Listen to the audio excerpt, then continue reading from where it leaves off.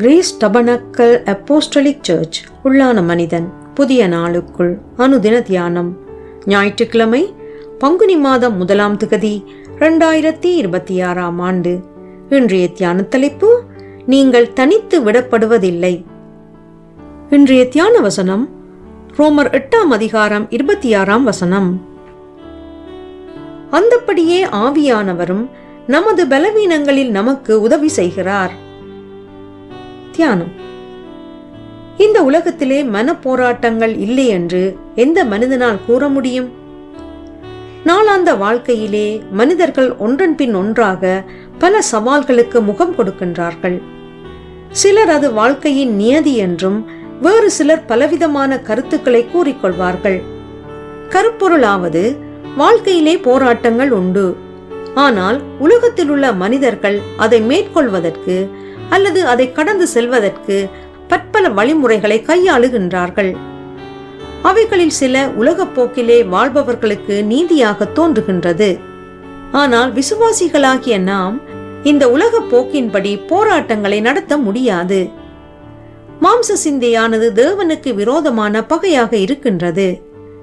எனவே விசுவாசிகளாகிய நாம் ஒருவேளை சில அணுகுமுறைகள் இந்த உலக போக்கிற்கு நீதியாக காணப்பட்டாலும், நாம் மாம்சத்திலே போராடாமல் ஆவிக்குரிய யுத்தத்தை நடத்த வேண்டும் என்பதை குறித்து கடந்த நாட்களிலே தியானித்தோம்.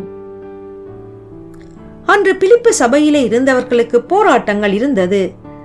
அதை குறித்து தேவ ஊழியராகிய பவுல் அவர்களுக்கு எழுதும் போது 1ஆம் அதிகாரத்தின் முடிவில், ஏனெனில் கிறிஸ்துவனிடத்தில் விசுவாசிக்கிறதுக்கு மாத்திரமல்ல, அவர் நிமித்தமாக பாடுபடுகிறதற்கும் உங்களுக்கு அருளப்பட்டிருக்கிறது.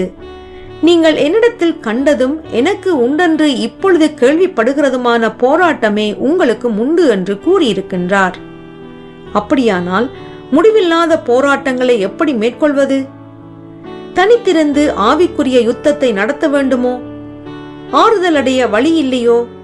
நெருக்கங்களின் மத்தியிலே நம்மிடத்தில் பட்சமாக நடப்பதற்கு யாரும் இல்லையோ? பிரியமானவர்களே, கிறிஸ்தவ வாழ்க்கையானது தனித்து வாழும் வாழ்க்கை அல்ல. நமக்கு மேலான தெய்வீக ஐக்கியம் உண்டு. அந்த மேலான ஐக்கியத்தின் வழியாக சபை ஐக்கியம் உண்டு. இவைகளை தேவ ஆவியானவர் தாமே நமக்குள் நடப்பிக்கிறார். அந்தபடியே ஆவியானவரும் நமது பலவீனங்களில் நமக்கு உதவி செய்கிறார். நாம் ஏற்றபடி வேண்டிக் கொள்ள வேண்டியது இன்னதென்று அறியாமல் இருக்கிறபடியினால் ஆவியானவர் தாமே வாக்கு கடங்காத பெருமூச்சுக்களோடு நமக்காக வேண்டுதல் செய்கிறார். ஜெபம் செய்வோம். போராட்டங்களிலே என்னோடு கூட இருந்து என்னை வழிநடத்தும் தேவனே, நான் உபத்திரவங்களிலே சோர்ந்து போகாமல் உம் வார்த்தையை பற்றி கொண்டிருக்க எனக்கு கிருபை செய்வீராக. இரட்சகர் இயேசு வழியாக ஜெபிக்கின்றேன். ஆமேன். மாலை வாசகம் பிலிப்பியர் 2ஆம் அதிகாரம் 1ஆம் வசனம் தொடக்கம் 2ஆம் வசனம் வரை.